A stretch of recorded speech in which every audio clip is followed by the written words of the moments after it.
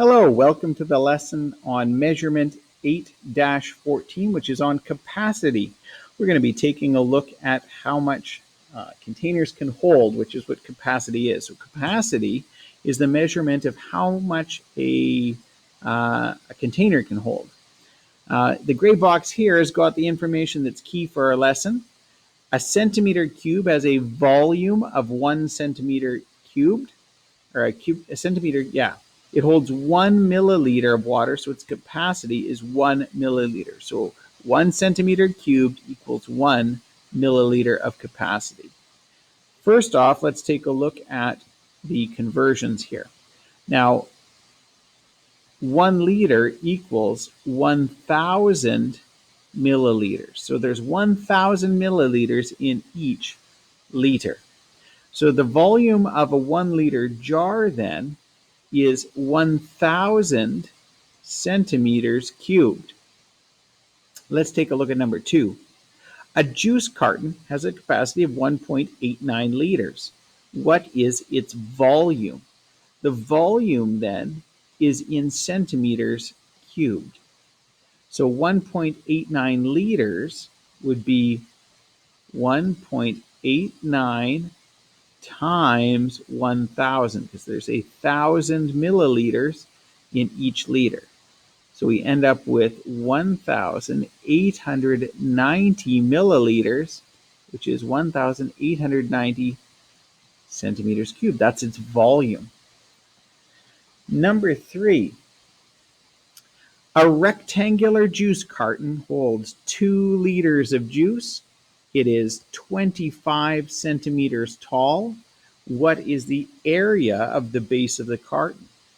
We already know that when it comes to volume then, volume equals the area of the base times the height.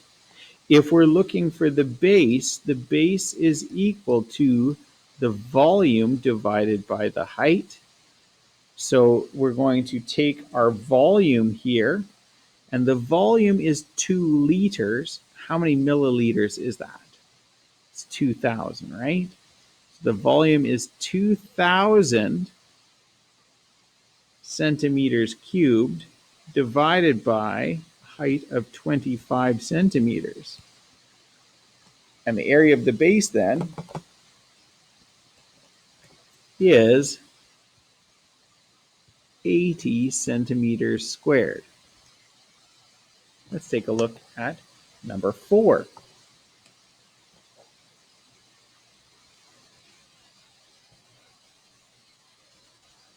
I'll try not to move too quickly. Number 4 says a small milk carton holds 250 milliliters of milk. And I think that's actually the milk carton that's illustrated right in our workbook right here. Turn on my tap so we can see it. This one. So that small milk carton holds 250 milliliters of milk. Use the measurements given in the sketch to find the total height of the carton.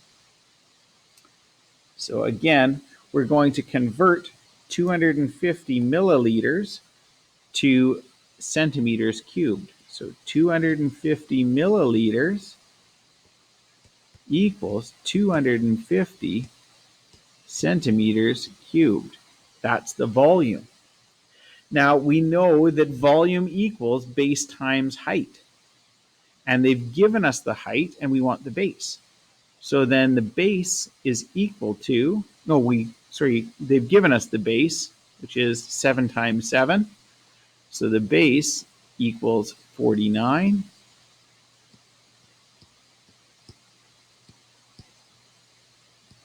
Centimeters squared.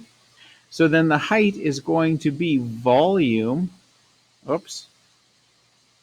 equals base times height.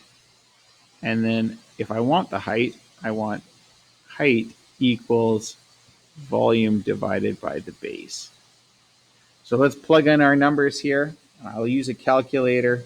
250 divided by 49, and I'm getting 5.102, which I'm just going to write as 5.1 centimeters.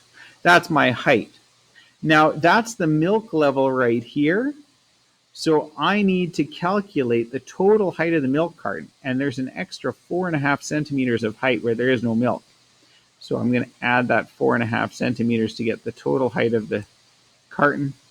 5.1 plus 4.5 equals 9.6 centimeters tall. That's the height.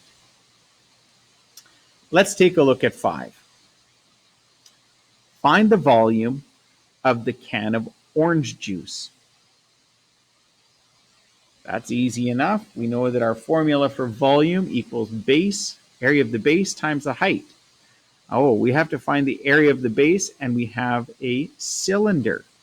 Now, the radius is going to be half the diameter. Okay? So the radius then is going to be 3.4. Now, volume of a cylinder is pi times the radius squared, that's the area of the base, times the height.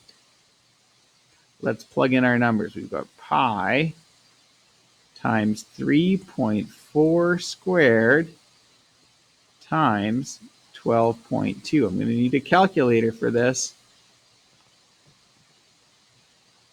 Pi, which I'm going to use as 3.14, times 3.4 squared times 12.2. And I'm getting 442.8 centimeters cubed as the volume. Part B says to make orange juice, you add 3 cans of water for each can of concentrate.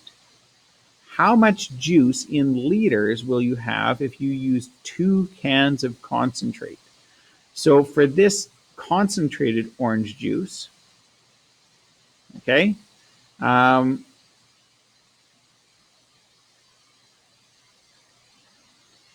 we're going to have 2 cans of concentrate and 6 cans of water. So a total of 8 cans. So I'm going to end up with 8 times this volume here. So let's take that number and multiply it by 8, and I get 3,542 milliliters. Okay, or centimeters cubed, which is equal to milliliters. So that's going to be 3.5 liters. Okay, about 3.5. Let's take a look at number 6, and that will be the last one that we look at today here.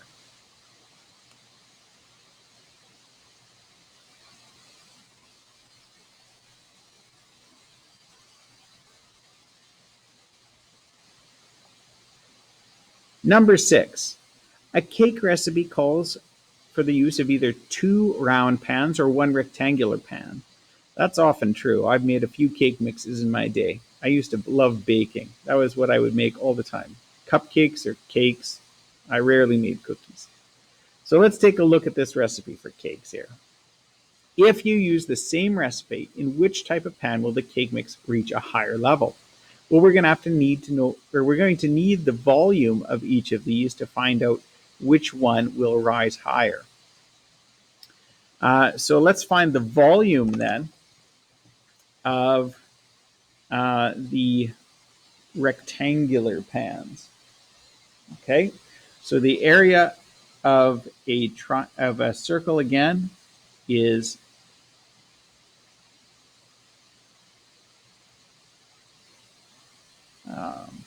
pi r squared, and there's 2 pans, so we're going to multiply that by 2.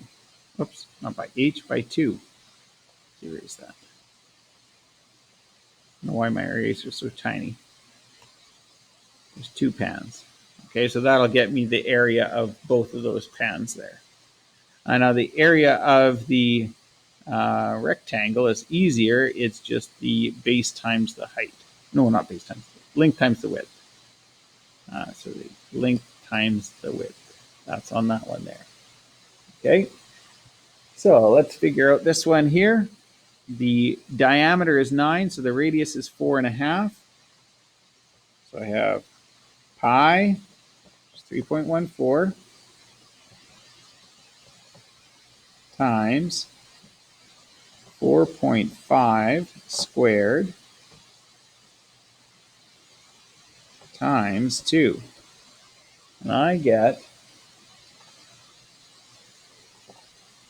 127.17 centimeters cubed. Okay, that's the volume of the, oh, sorry, not centimeters, inches cubed. Not cubed, squared. What am I thinking? Let's erase that.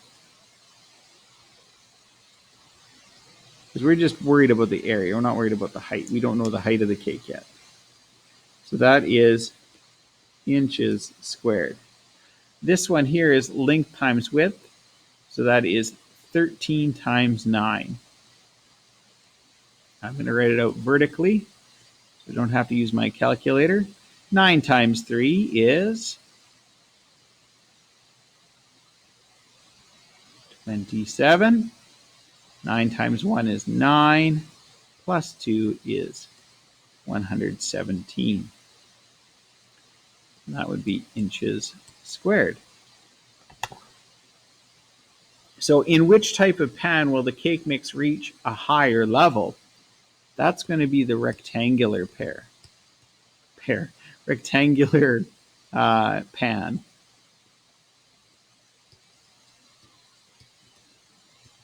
And the reason it's going to reach a higher level in the rectangular pan is because the rectangular pan has a smaller area, a smaller base. You need to bake thicker cakes for longer. In which type of pan will you need to bake the cake for longer? Well, the rectangular one's going to be thicker, so you'll have to bake the rectangular one longer.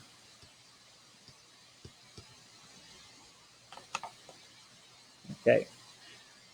So that is that lesson. I think we're going to skip over number 7 and number 8. I think we've had enough practice for this one here. That's our lesson on capacity. Thank you very much.